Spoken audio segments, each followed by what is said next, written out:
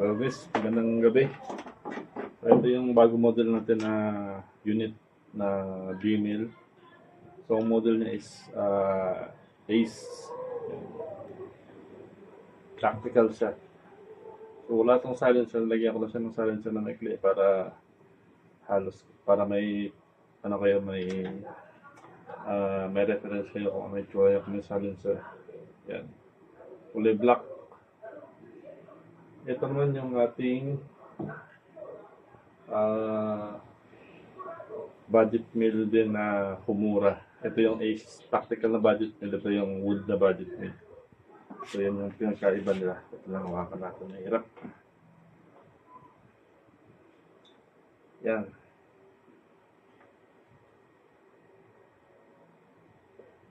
Yan yung itsura niya. So, ito yung standard nito na Ace. Silver yung standard nito dito yung kulay niya. Yung top niya is flat dito. Katulad nito flat. Yan. So ito, nilagyan ko na siya ng rounded top para at least meron siyang pancake. So, new model namin to. Bali yung specs nito, same lang din sa Humura pero 4 inches din. Tapos yung rail niya, meron siya ditong extender for shroud na nakaabang. May abang yan sa shroud. May space yan dito sa loob. Tapos, ang hammer niya is hindi na katulad ng sa Humura. So, yan yung hammer niya. Pinagkaiba ng hammer ng Humura at saka Ace. Okay, iban sila. Mas malaki to na hammer niya. Parehas tong sa Sensui na model ng tactical. Yan. Super smooth. Tapos yung trigger niya same din. Adjustable din to sa loob. Yung valve niya ganun din. Adjustable din yan. Tapos yung hammer nito is adjustable din. Napakaganda ng rail niyan to. Yan o. Talagang CNC made. Fully CNC made. Papakita ko sa inyo yung malapitan nito. So, ito yung ano niya. Hammer niya. Halos walang space dito kasi fully CNC made. Yan. Napaka fit talaga. Wala kang makikitang space dyan kasi hindi siya manual na ginawa. Tapos, ang trigger niya, yan, adjustable din to. Napaka-smooth din. Ang standard ito na palumpit, same din dito sa Humura na 18 inches. Hindi siya threaded. Yan yung rail niya sa ilalim. Meron siyang butas dito sa gilid, yan. Para mas magaan. Saktong-sakto lang yung ano niya, fittings niya. Pang ano to, pang linking nung talaga na-adjust din to.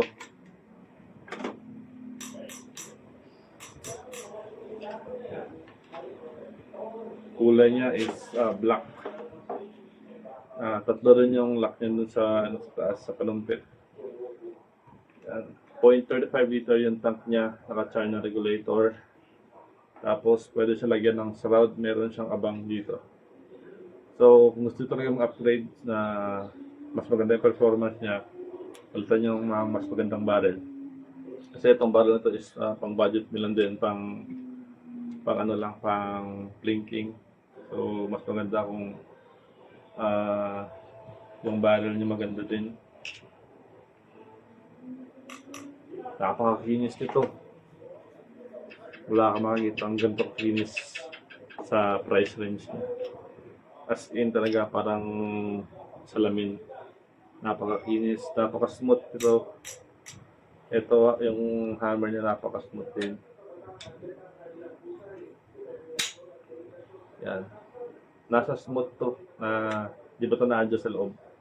So standard lang. Yung max ito na capacity is 3,000 PSI. Depende sa ano nyo, sa tangke. Kung carbon fiber mas mataas. Pero ano lang siya, recommended namin is talagang 3,000 lang para dito sa aluminum. Para super safe. Napaka-ikli siya. Oh. Harap ito sa ano, magaan lang. Papalitan nyo ito ng carbon fiber, mas magaan. Tapos yung maliit lang na scope na compact pang thinking. Napakaganda nito.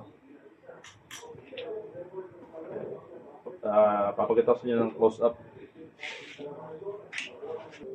So ito ang tsura niya. Yan. Napakakinis talaga niyan.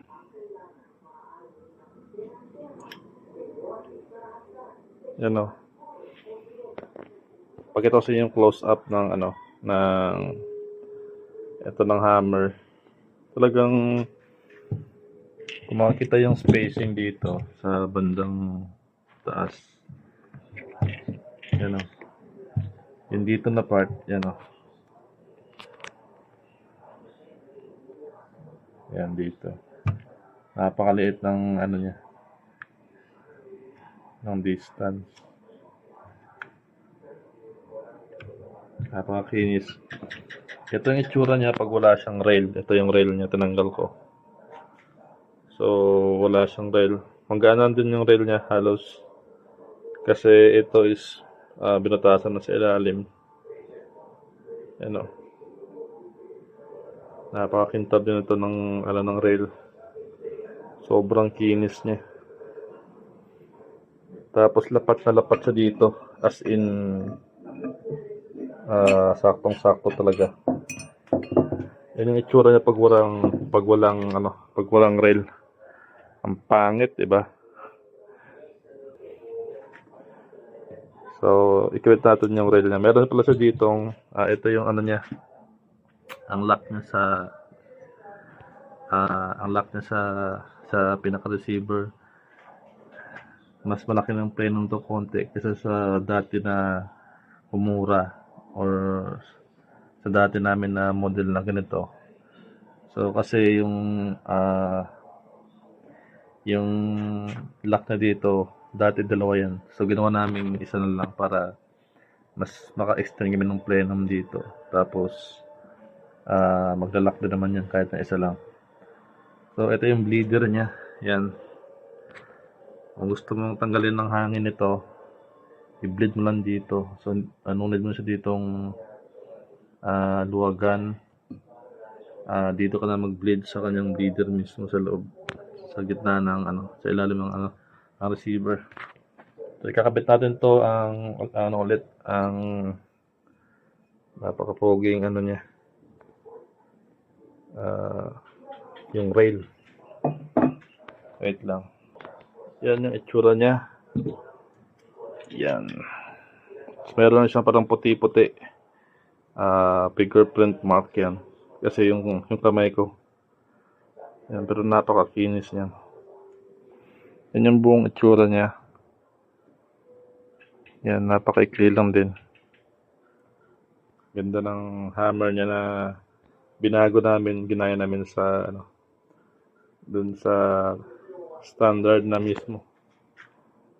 So, yan, napakaganda niyan.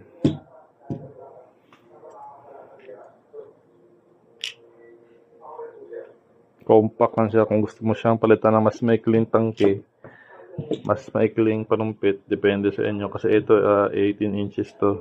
Hanggang dito yan. Yan. Ito, 0.35 yung tank niya. Ito pala yung mga naka-ready na. Inaantay ko na lang yung iba na yung suppressor niya. Yan. Kay Sir Ivan, kay Sir Jason, kay Sir Jerry. Yung iba nandun pa sa loob. Ito kay Sir RJ. Humura din yan, pero yung bat niya pinaganyan niya. FX Style King.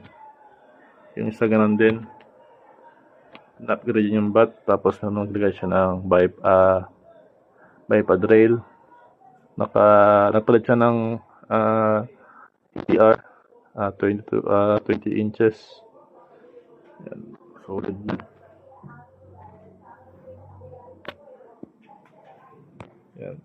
So ito yung model namin na unit. Sa mga gusto mag-inquire nito, PM lang sa page ko na ito. Ma-flash sa screen ninyo. Yan. So unit only yung standard niyan. Flat yung ano niya, tangke. 18 inches na budget mill barrel din. Tapos silver yung ano niya. Ito. Ang sa receiver niya. Yan.